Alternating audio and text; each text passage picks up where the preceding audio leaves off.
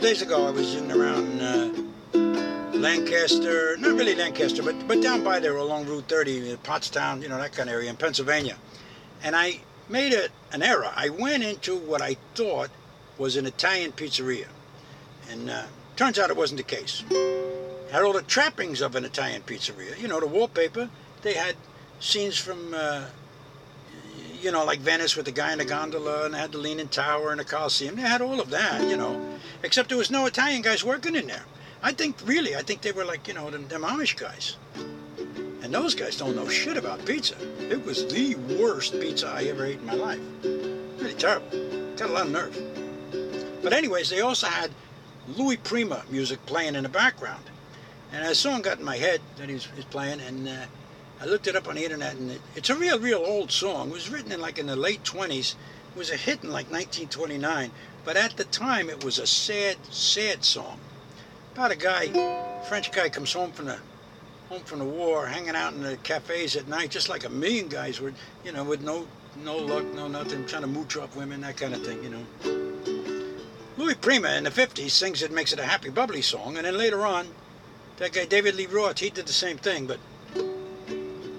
well, so here's like the sad version of that song, I had to change some things around because the original chord progression was hard for me to jump from one to another, so I kind of cheated a little bit, but the song's, 85 years old. Who's going to complain? So here goes. I play it slow. I'm just a gigolo. Everywhere I go, people know the part I'm playing. I'm paid for every dance, selling sweet romance, every night a heart betraying.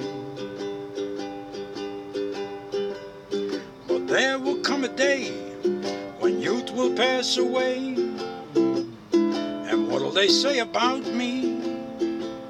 When the end comes, I know they'll say just a gigolo. Life goes on without me.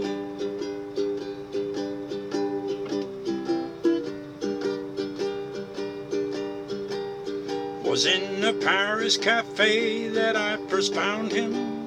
He was a Frenchman, a hero of the war. War is over, here's how peace crowned him. A few cheap medals to wear and nothing more. Now every night in the same cafe he shows up. Ladies passing by hear him say,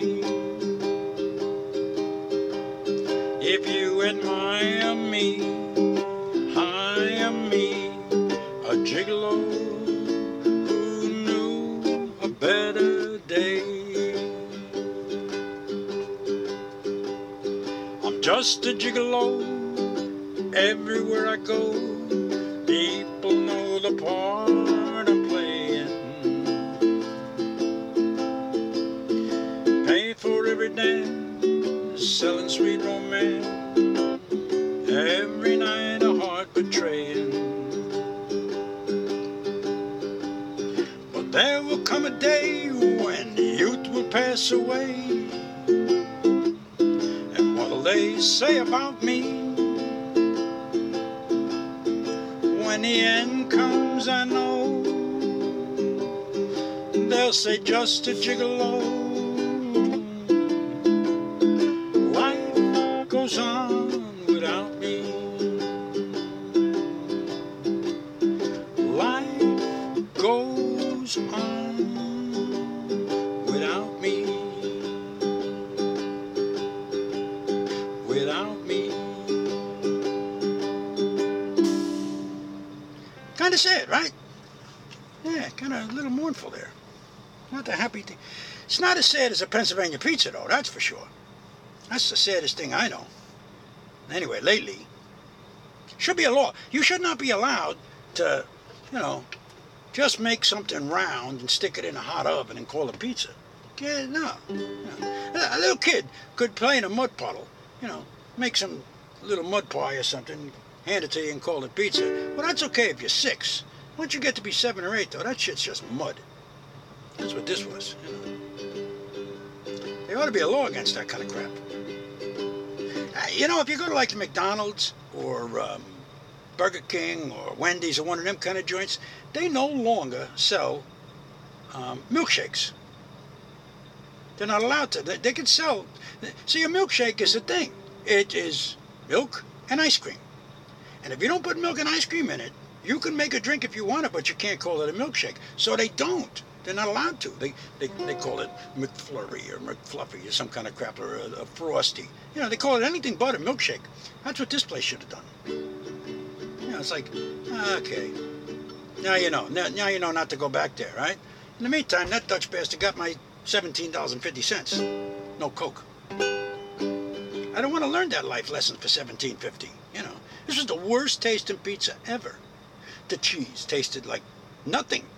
It had the texture of cheese, but had no taste at all. Absolutely none. The sauce was not sauce. It was like someone just opened up a can of stewed tomatoes and squished them on, you know. And the crust was like a very thick saltine. Got a lot of nerve calling that pizza, you know. And it was like a dead giveaway, too, because, you know, I should have known better.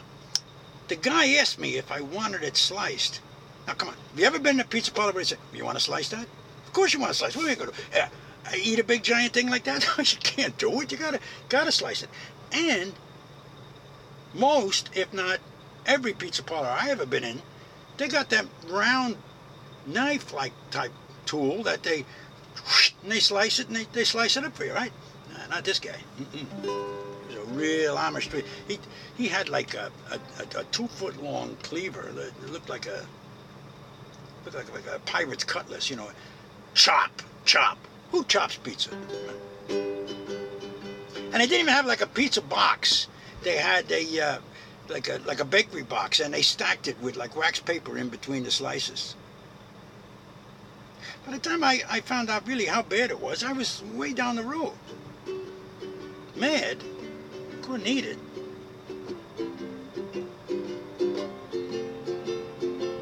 If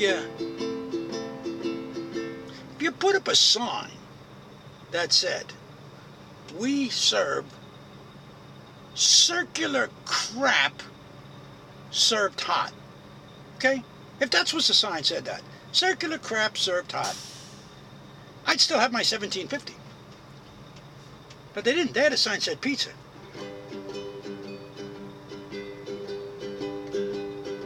What are you gonna do?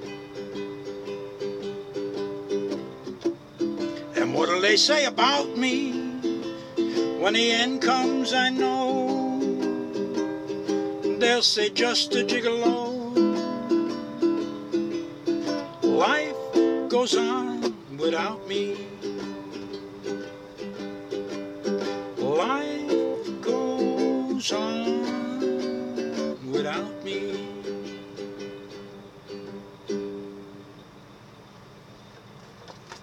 Okay, see how this sounds.